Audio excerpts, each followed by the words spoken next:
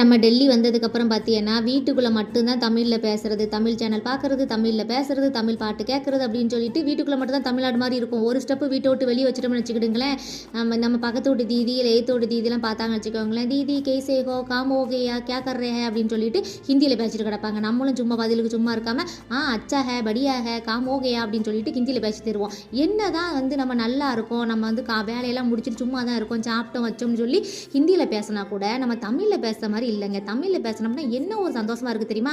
கூட 2 வார்த்தை எக்ஸ்ட்ரா சேர்த்து பேசலாம். அது இந்த ஹிந்தியில் பேசுறது இப்போ பெரும்பாலும் எனக்கு தெரியாதா, அதனால் அவங்க கேட்க கொஸ்டின் மட்டும் பதில் சொல்லுவேன், இல்லைனா என்னால் முடிஞ்ச சின்ன கொஸ்டினை மட்டும் கேட்பேன். இப்படி இருந்துகிட்டு இருக்கையில் இன்றைக்கி நம்ம தமிழ்காரங்களை பார்த்தோன்னே சும்மா விடுவோமா, சாப்பாடு கூட முக்கியம் இல்லை, பேசி தாண்டா முடிப்பேன் அப்படின்னு சொல்லிட்டு சாப்பாடுக்கு இடையில கூட பேசிக்கிட்டே தான் இருந்தேன். பார்த்துக்கிடுங்க, எனக்கு இன்றைக்கி ரொம்ப மன நிறைவாக இருந்துச்சு. ஏன்னா தமிழில் பேசணும்னு நினச்சிக்கிடுங்களேன், மனசு விட்டு பேசுகிற மாதிரி இருக்கும். ஹிந்தியில் பேசுகிறோம்னா ஏதோ இந்த கொஸ்டினுக்கு ஆன்சர் எழுதுகிற மாதிரி ஒரு வரியில் பேசுகிற மாதிரி இருக்குமா, அதனால தான் அப்படியே நம்ம வீட்டுக்கும் கிளம்பியாச்சு.